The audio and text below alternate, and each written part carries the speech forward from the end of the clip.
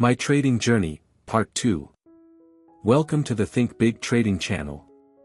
In Part 1, I shared how I dipped my toes into the stock market in 2019, made a few trades, and quickly lost money. Back then, I lacked knowledge, patience, and, most critically, faith in myself. After burning through a chunk of cash, I quit trading, shelved my financial dreams, and went back to the grind. I chased stability, a steady paycheck, benefits, a predictable schedule. Mornings at work, evenings exhausted, I'd occasionally think back to trading and sigh, guess it's not for me. Then, in 2021, I quit my job. The official reason? Misalignment with company goals. I left the office on a rainy afternoon, no fanfare, no goodbye party, just a curt email from HR. I packed my things and didn't look back.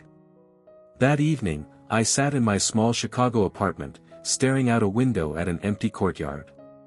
The silence was deafening, broken only by the steady thud of my heartbeat. I wasn't sad or angry, just hollow. At 40, I'd been a solid engineer, managed a team of 20, earned raises year after year, and had clients who respected me. But all that was in the past, just a memory. When you're young, failure feels like a bump in the road. You've got time to recover. At 40, it's a lingering ache, not sharp but constant, and it doesn't always heal. I didn't know what to do next. I wasn't eager to job hunt again. I told friends I needed a break, but deep down, I knew I'd closed a chapter. For the first few weeks, I slept a lot. Then came days of staring out the window, my mind drifting. For the first time in years, I had no plans, no blueprints, no deadlines. I felt like a soldier after a long battle, not victorious, not defeated, just drained. One afternoon, while sorting through old notebooks, I found scribbles from 2018, when I'd first lost my job after a major project fell through. Back then, I'd dabbled in stocks, trading blindly on tips from friends and online forums. No analysis, no strategy, just buying and losing. My notes showed a $1,000 loss, a month's rent I was too ashamed to tell my wife about. I flipped through pages of messy charts and stock names no one mentions anymore. One line, underlined in bold, read, "The stock market isn't for me." I stared at it, wondering if I'd been right or just too quick to judge. That spark of curiosity wouldn't die. The market's constant motion still made my pulse race, like hearing a song you once played wrong and itching to get it right. So, I jumped back in, not with stocks this time, but Forex. I wasn't a total rookie anymore, but I wasn't the same naive guy either. Between two bouts of unemployment, I'd grown wiser, and wearier, of temporary fixes. I withdrew $10,000 from my savings, money I'd scraped together over years, and funded a trading account. I told only my wife.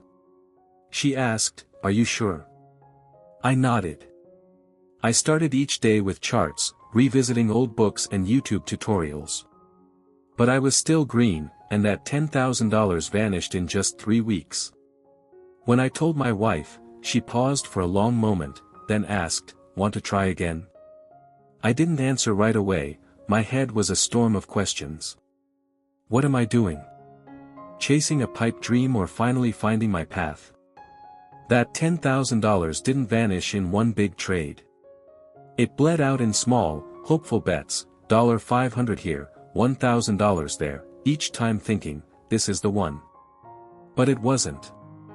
I didn't call it a blown account, I called it exposure. Exposure of what? My illusions about the market, my naive belief that a few videos and articles would make me a trader, my greed, impatience, and quiet ego. For weeks, I avoided friends, skipped coffee meetups, and hid my shame. I felt I'd burned my last shred of confidence. But my wife didn't judge. She gave me space to sit with my failure. One night, around 1 a.m., I stared at a chart without trading, just watching prices dance like shadows in the wind. I thought, if only I'd learned properly.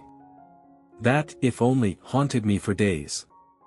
I sought out real education, not flashy $1,000 courses, but small, practical workshops from traders who'd been in the trenches. I started from scratch, reading candlesticks, understanding market structure, setting stop losses, which I'd ignored before, and accepting that a losing trade isn't a personal failure. Mornings became coffee and chart reviews, marking support and resistance levels. I learned to wait, to observe without acting, to see the market not as a slot machine but as a system.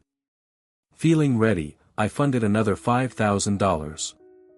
This time, I traded deliberately, 1 or 2 trades a day, logging every reason and emotion, anxiety, hope, confidence.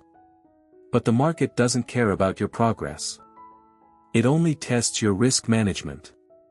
I'd nail a trade but close too early, or hold a loser too long, convinced it'd reverse. It didn't. The second account dwindled, not as fast as the first, but steadily, like a slow leak. 2 months later, I was down to a few $100. I'd blown another account. I told my wife, expecting disappointment. She just asked, "What's next?" In my head, one thought rang clear: keep learning. For the third attempt, I deposited another $5,000. Why keep going? Maybe stubbornness, maybe because I'd dissected my mistakes and believed I could do better. I promised myself, no rushing, no chasing quick wins, no letting emotions drive. I started mornings at 6 a.m., not to trade but to watch, reviewing yesterday's prices, spotting missed patterns. Every trade had a clear rationale, confirmed by data, not gut. The market didn't reward effort alone. I made $200, then $300 in a week. I was thrilled but cautious, knowing the real challenge wasn't trading, it was staying steady after a win. A $500 profit made me cocky. I thought I'd cracked the code. I upped my lot size, and one bad trade slammed me back to earth. Ever felt that? Thinking you've caught the market's rhythm, only for a small misstep to wipe you out. It's like sailing on a calm day, then getting capsized by a sudden gust. Doubt crept in. I'd see a setup but hesitate, spot a clear pattern but fear failure. I was sinking into a mental quagmire, doubting my skills, my knowledge, even the market itself. One night, I reviewed my trade journal and laughed. The market's never wrong, I just wasn't good enough yet. I reached out to a friend who traded for years. I shared my journal.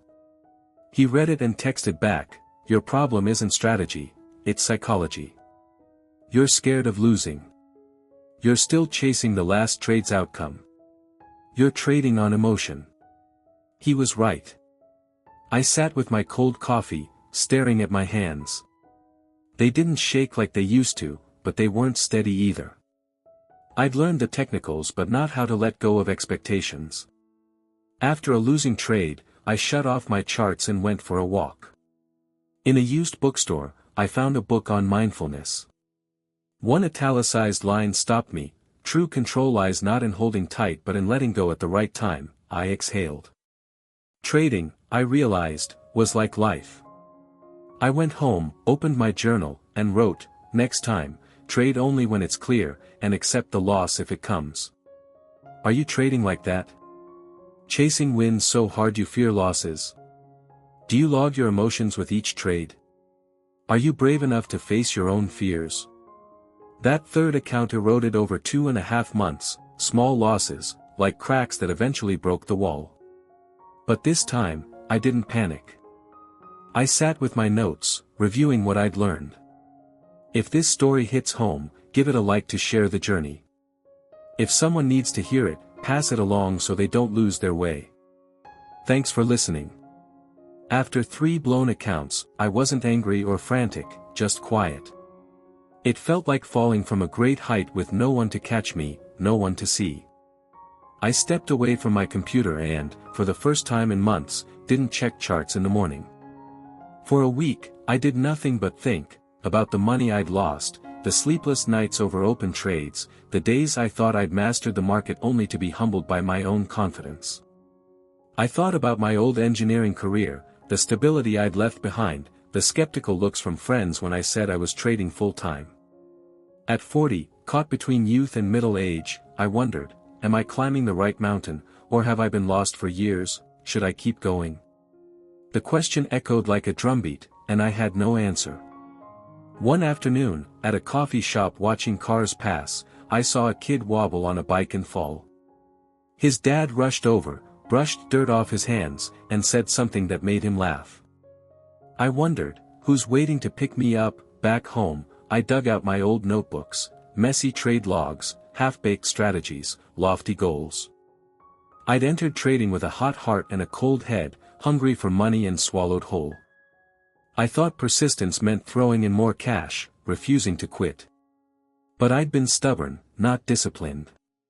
It was a bitter truth, but pain is often where growth begins.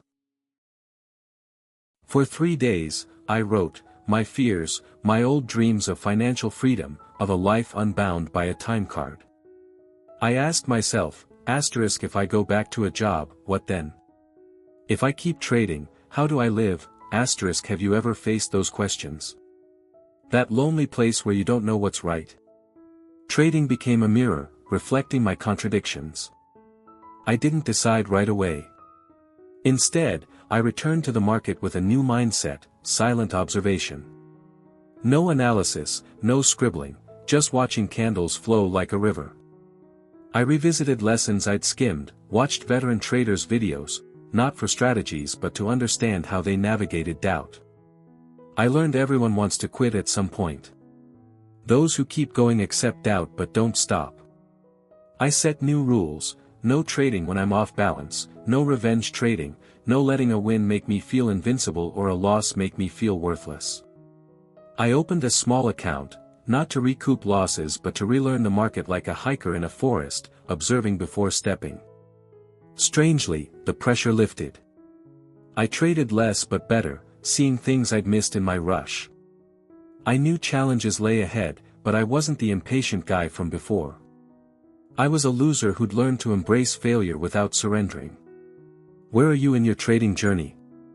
Are you sitting in silence, questioning whether to continue? Have you pushed past doubt and are quietly moving forward, trade by trade? If you're stuck at that crossroads, quit or keep going, remember no one can choose for you. But staying gives you a chance to understand why you started. Trading isn't just charts and indicators, it's a human journey, facing fear, greed, and moments of crushing uncertainty. I'm not a guru, just a guy who's been knocked down by the market, blown 3 accounts, and still didn't know where I went wrong. I've spent weeks wondering if I'm on the wrong path. I share this not to teach but to remind myself that those failures have meaning. If you're in that dark place, let this be a nod to you. Doubt is necessary, confusion is the start of clarity, and silence is sometimes the only way to hear your inner voice. The market owes you nothing, but it will give you exactly what you're willing to trade: patience, discipline, and the ability to lose without breaking. If you're at that edge, give yourself time. Don't rush back, don't force wins. Learn again, not to get rich quick but to know yourself deeper. Live like a gardener, plant a solid system, nurture small habits, and wait for the harvest. It might not be flashy, but it's sustainable. If you're ready to keep going, step forward with humility. Move slowly but deeply. This story is a small lantern on the roadside, not to guide you but to remind you you're not alone. If you can one day share your journey with raw honesty, no need to prove anything, you've already grown in this game. If this resonates, leave a comment, not for me, but to mark your own milestone, the day you realize trading is about understanding yourself, not just making money. Thanks for staying. Thanks for facing your fears in a world of sure bets and double your account noise. The market's dark side, its toll, its scars, is rarely discussed. I'll be back with more stories, raw and real, like a friend sharing a quest for freedom amid the market storms. See you in the next video, when you're ready to take that next step, not as a reckless trader, but as someone learning to move deeply, slowly,